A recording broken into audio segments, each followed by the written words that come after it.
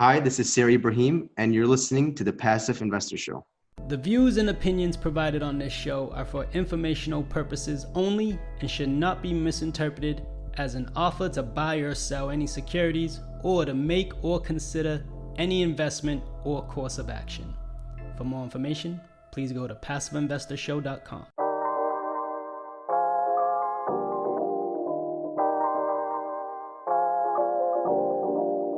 And now, the Passive Investor Show. Here's your host, John Fortes. Welcome, PI listeners, to the Passive Investor Show. I'm the Passive Investor Consultant, John Fortes, your host of the only ranked podcast for passive investors in multifamily syndication. Our goal and purpose of this show is to be a resource to passive investors and help them master their passive investments in real estate funds. My guest today is Sarry Ibrahim. Sarry is CEO of Fin Asset Protection at finassetprotection.com. Sarry is a financial planner who is part of the Bank on Yourself organization. They help real estate investors and business owners grow safe, predictable, guaranteed wealth on a tax-favored basis. Sarry, welcome to the show. I'm glad to have you. Hey, John, thanks for having me on. I appreciate it. Awesome. Sarry, how'd you get into the financial planning background? Yeah, definitely. So my background started when I was working at Allstate Insurance. And then I went on to Medicare. I started helping clients with Medicare. And one of my Medicare clients asked me if I can help them with life insurance. So then I started doing a lot of research on life insurance. And I came across, one of the ways I like to learn is reading books. So I was on Amazon, and one of the books that was recommended was The Bank on Yourself Revolution by Pamela Yellen.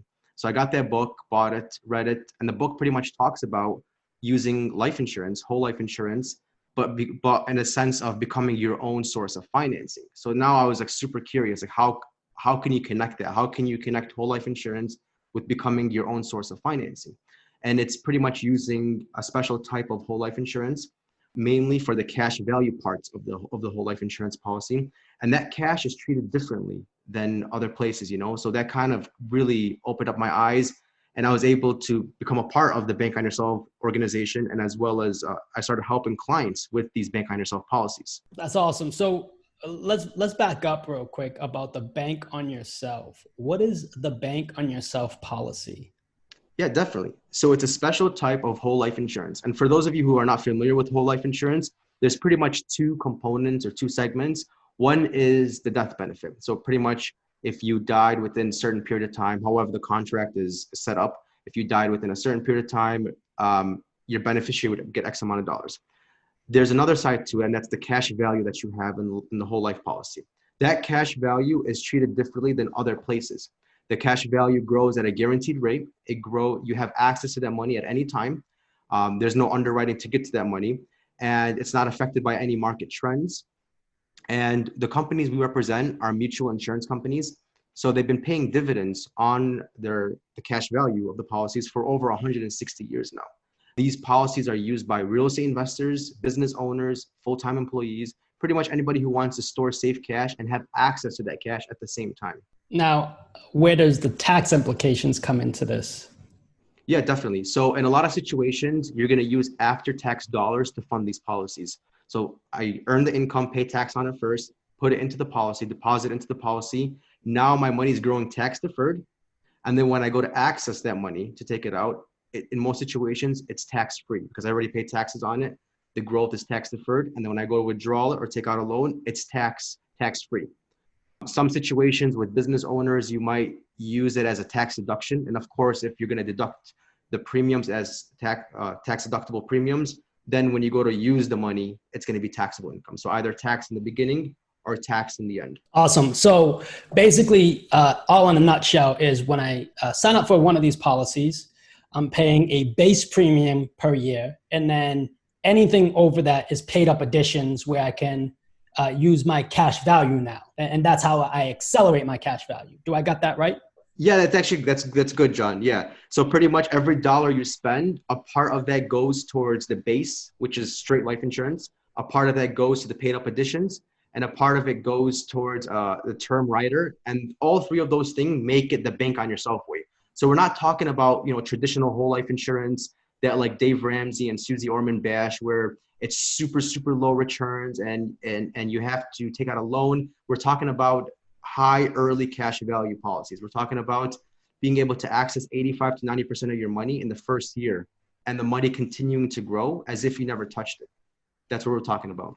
Awesome. So let's get on to real estate. What are the benefits for real estate investors as well as business owners?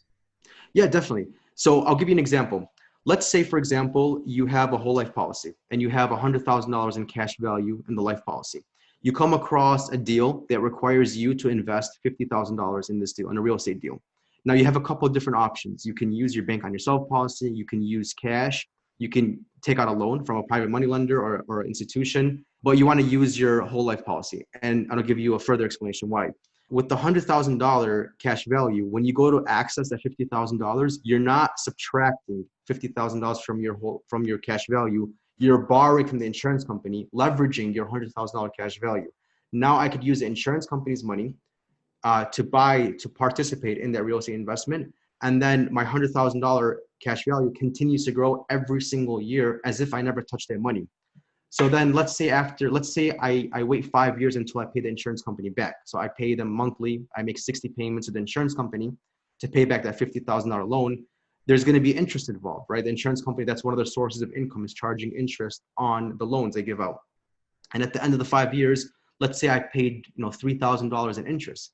Then you might ask, why did I just do that? Why did I pay the insurance company an extra $3,000 in interest when I already had the money to begin with? And the answer to that is, do you remember on the $100,000 cash value? It was continuing to grow as if you never touched that money. So after 5 years, you may have seen an increase of $65,000 in your policy, but you paid $53,000.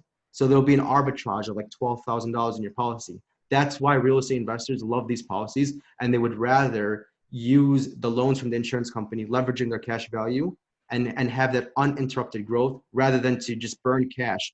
Because when you spend cash, you're no longer earning interest on that money. So you want to have that uninterrupted growth using a whole life policy. I actually really like that strategy because if I was to take my own personal capital, let's say I had it in a savings where I'm only getting probably less than 1% anyways, it's really, my cash on hand goes down. But within the policy, it kind of acts like it was never moved since I'm just leveraging at X amount percent, which is sometimes could be negotiated with them, right? Could I negotiate the interest rate on that? You can't negotiate the interest, but you can determine the terms of how you want to pay back. You can pay back, in 1 month or 5 years, however you want to structure it. You're becoming your own lender. Awesome. So I'm setting up basically, do I want to pay it back in monthly installments or do I want to pay it back in 5 years? And if I don't want a payment within that 5 years, I don't have to, as long as I know I'm going to pay that back. Is that right? Exactly. Yeah. You can miss a payment. You can miss 2 payments. Yeah. As long as you eventually pay it back, you can kind of control the term. You can control the frequency of the payments. Awesome. Sounds great, man. And so how can it be used as a powerful asset protection strategy? Yeah, definitely. So as mentioned, the cash value in the policy is treated differently than other places. Other places like your checking account, savings, money market, brokerage account, the cash value in a life insurance policy in a lot of states, and you want to verify this, of course, in a lot of states, the cash value is protected from creditors and predators. In other words, it's not public information. People can't research to see how much you have in your whole life policy. And even if somebody did, because in real estate, John, there's a lot of exposure, right, to lawsuits. Unfortunately, that's kind of the risk of the game. So a lot of real estate investors, they need to kind of think about their asset protection. And the whole life policies, the cash value in a lot of states is not seen by creditors and predators. And even if somehow somebody did find out that you had X amount of dollars in your policy, it's almost impossible to reach that money and to be able to sue you and to kind of take that money out because it's not your money, it's the insurance company's money. So there's a lot of legal protection when it comes to the cash value of a whole life policy, as well as the financial benefits. Awesome. Can I use that as part of my net worth? Absolutely. Yeah. You can use it as part of your net worth. You can use it as collateral on another loan for a bank. You could use it as proof of your net worth or of the assets you have. Definitely. Now, is that based off the cash value or is it based off of the death benefits policy? It could be either or. So for example, if you had to prove how much cash you had, it would be the cash value. But if you were taking off, for example, a loan and the loan was like for $1 million and the bank wanted to make sure that you had a life insurance policy that would cover the loan in case you died, then the death benefit would count. I love that. I love that. Sarry, what's one piece of advice for the PI listeners? Yeah, one advice is, ask yourself, what is the most lucrative industry? And people might think real estate. Real estate is very lucrative. It leads to financial freedom. But what is more lucrative than real estate? It's banking. Banks fund real estate investors, right? Banks make more money than real estate investors and real estate development companies than pretty much any industry there is. So think like a bank. 80% of a bank's tier one capital is found, guess where? I don't know, man. You got me. In whole life insurance. 80. I should have just said whole life, right? Yeah, 80% of banks' capital is located in a whole life insurance policy. Why? Because they want to earn interest every single day on their money, even when they're lending it out for credit cards, for mortgages, for car loans. Banks are earning interest on their money every day. So let's think like a bank, not just real estate investors, but let's actually think like a financial services institution. Awesome. I have a partner of mine that utilizes their policy they purchased a car and they're paying themselves back instead of paying the bank. So yeah, I completely understand the concepts. Now you threw me off because I'm usually the ones asking questions around here. Sarry, how can we stay in touch with you? So you can just go to finassetprotection.com. That's FIN, assetprotection.com. Awesome. And now my favorite question is, what is the meaning behind your company name? So pretty much it's financial asset protection. So protecting, your assets, but also leveraging those financial benefits and seeking that opportunity too. Sarry, thank you for coming on the show, man. PI listeners really got a lot of content from you today, man. Thank you, man. Thanks, John. Appreciate it. Thanks for having me on. PI listeners, thank you for listening. As always, we hope this was the best resource for your investment strategy, but also the best use of your time. As much as it pains us to leave you, but you know what time it is. Time to go put this into practice. Till the next time we meet, happy investing. PI listeners, I'm grateful for your time and I appreciate you for listening. It would mean the world to me if you went to iTunes and left a rating and written review. Let me know how you feel about the show. It really makes a big difference with getting the podcast out there. Don't forget about our Facebook group, where all of our guests are members of. I'll be there to answer any of your questions, or even questions you might have for future guests. Subscribe so you can get the latest episodes and our fan favorite quick hitters. Finally, I want to keep you updated, so head over to johnfortes.com and sign up for the newsletter. If you're interested in partnering with me, sign up on the contact page so you can talk to me directly. I look forward to connecting with you. Happy investing.